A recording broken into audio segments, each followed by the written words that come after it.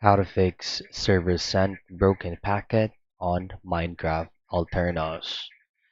Now, this specific error message or error code is actually referring to your current network where you are connected in, which means make sure that while running the client on your Minecraft, you just have to ensure that your Wi-Fi is stable or your signal strength is at least a maximum bars.